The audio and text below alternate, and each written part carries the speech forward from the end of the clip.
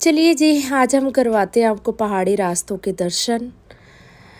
जब मैंने भी पहली बार इन पहाड़ी रास्तों को देखा तो मैं भी नहीं समझ पाई थी कि मैं कैसे इन जगह पे मतलब रह पाऊँगी। बट चलो, यूज़ टू हो ही जाता है बंदा जब हम अपनी लाइफ़स्टाइल को चेंज कर लेते हैं।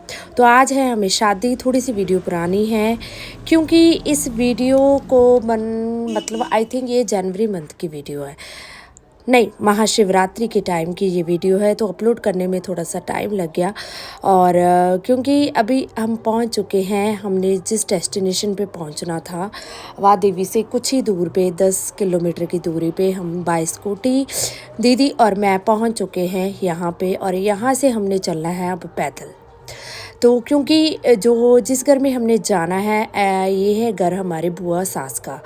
तो वो बुआ सास जो एक्सपायर हो चुके हैं, उनके बेटे के घर पे फंक्शन है। उन्होंने महाशिवरात्रि का फंक्शन रखा है और साथ साथ उनके बेटे की भी शादी हुई है, तो उसका भी फंक्शन उन्होंने रखा हुआ है।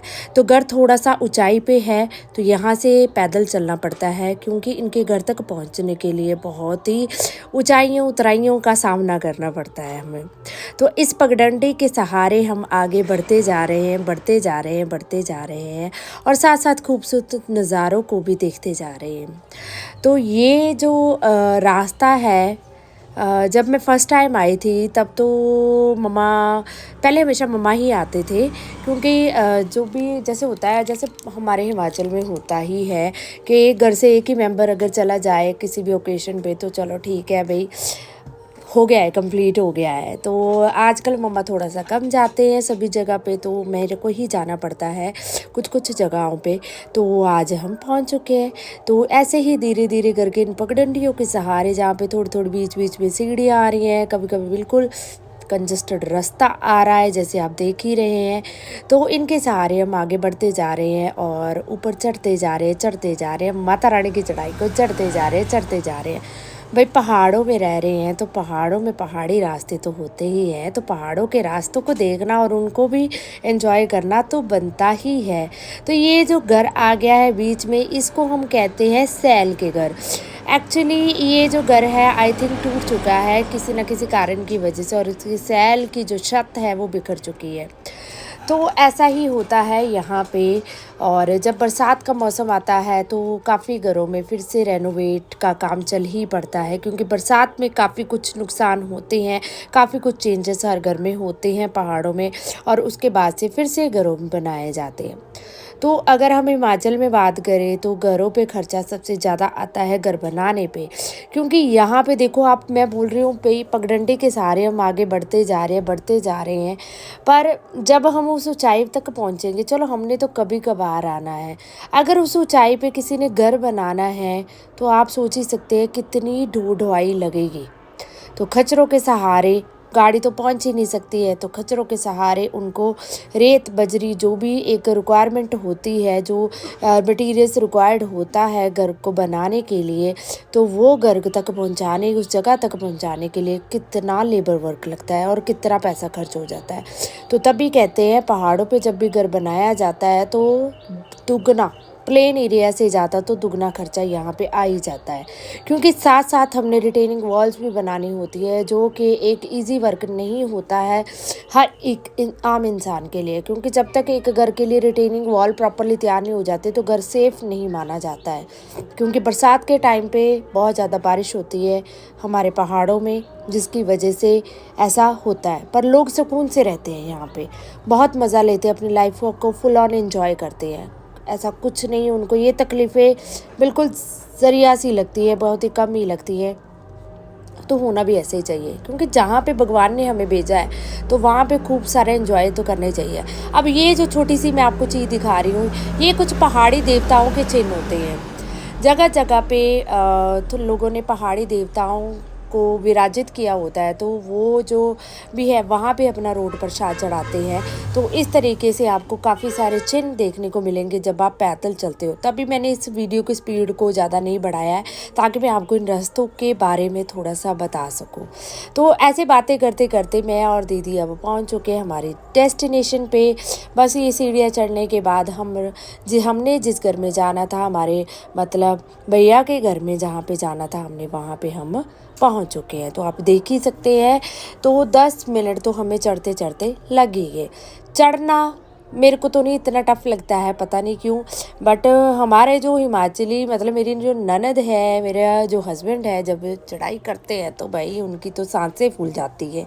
पर पता नहीं भगवान ने मेरे को पंजाबन बना के भी फिर भी मेरे को इतनी सांसें फूलने वाला काम नहीं दिया है।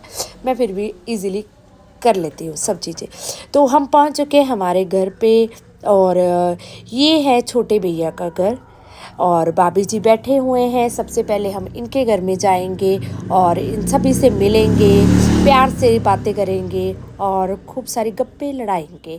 तो इस तरीके से हम सबसे पहले पहुंच चुके हैं हमारे छोटे भैया के घर में, जहाँ पे मतलब उन जो हमारी बुआ जी हैं उनके हैं 4 बेटे।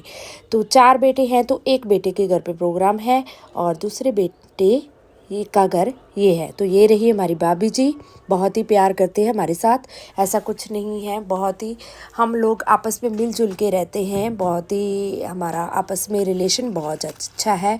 इनकी जो बेटियां हैं वो भी अवा देवी में उनकी शादी हुई है, और मेरा उनके साथ काफ़ी अच्छा रिलेशन बॉन्ड बहुत अच्छा है। तो बातें कर रहे थे हम, बहुत सारी खूब सारी गप्पे लड़ा रहे थे, इधर उधर की बातें चल रही थी कि क्या हो रहा है, क्या नहीं हो रहा है, कैसे चल रहा है, कैसे नहीं चल रहा है। तो खूब सारे गप्पे एंजॉय किए, और साथ साथ दीदी ने हमें दे दी थी, भाभी ने चाय, तो हमने चाय को भी एंजॉय किया, क्योंकि चाय ज़रूरी है। सर्दियों का टाइम था, मैंने आपको जैसे बताया, ये मेरी वीडियो थोड़ी सी पुरानी है। और इसके बाद हम चल पड़े और ऊपर को जाने के बाद हम पहुंच जाते हैं हमारी डेस्टिनेशन पे, जहाँ पे एक्चुअली प्रोग्राम चल रहा है। तो ये रहा जहाँ पे रसोई लगी हुई है धाम के लिए। तो आपको जैसे मैंने पहले ही अपनी बहुत सारी वीडियोस में बताया है, हमारे यहाँ धाम का कल्चर है कि हर जगह पे धाम ही चलती है। तो अभी बहुत सारे लोग बैठे हुए हैं खाना खाने के लिए, क्योंकि हम पहुँचे हैं लेट। हम जल्दी नहीं पहुँचे हैं, हम पहुँचे हैं लेट अपनी ड्यूटी को कंटिन्यू करने के बाद। तो ये रहे दूसरे भैया, और ये हमारे पुलिस में पुलिस डिपार्टमेंट में इनकी जो है पोस्टिंग है इनकी। और इसके बाद हम पहुँच चुके हैं उनके घर को, क्योंकि उन्होंने आंगन में बिठाया है धाम, और इधर हो रही है शादी, और साथ साथ हो रहा है धाम का प्रोग्राम भी चल रहा है और जग भी चल रहा है, और साथ साथ जो है बहुत सारे लोगों को भी इन्होंने इनवाइट किया हुआ है। तो दोनों कार्य अच्छे से चल रहे हैं। बहुत खूबसूरत प्रोग्राम था, बहुत खूबसूरत बैंड बज रहा था। और हमने ये रही ये हमारे भाभी जी जिनके बेटे की शादी हो रही है, तो हमने इनको दिया अपना शगुन जो भी हमारा बनता था। और इन्होंने बोला जी लड़के का शगुन लड़के को ही दो। हमारे हिमाचल में ये वैसे कल्चर है, हमारे पंजाब में नहीं है ये कल्चर। हम एक ही एनवलप बनाते हैं और एक ही जगह पे शगुन देते हैं। बट हिमाचल में क्या होता है, अगर एक घर में शादी है तो उनकी मम्मी को अलग से, बेटे को अलग से, भाभी को ना दा बुआ को अलग से, ऐसे अलग अलग शगुन के एनवलप्स बनते हैं और सभी को अलग अलग से शगुन देते हैं। तो इस तरीके से जो भाभी का शगुन था वो हमने दे दिया। अब रही बात भैया के शगन की, बेटे की शगन की, तो बेटे का शगन लिखवाया जा रहा है इस तरीके से, क्योंकि शगन साथ साथ लिखवाया जाता है। That is a tradition of the Himachal, and I think it's not a bad tradition. लोग अपनी एक लिस्ट, फेयर लिस्ट साथ साथ बना लेते हैं और किसी को बिठा देते हैं और उधर अपना कर लेते हैं। तो इस तरीके से रहा हमारा फंक्शन, और आगे हमने धाम को एंजॉय किया, उसकी वीडियो मैं अलग से अपलोड करूँगी आप लोगों के साथ।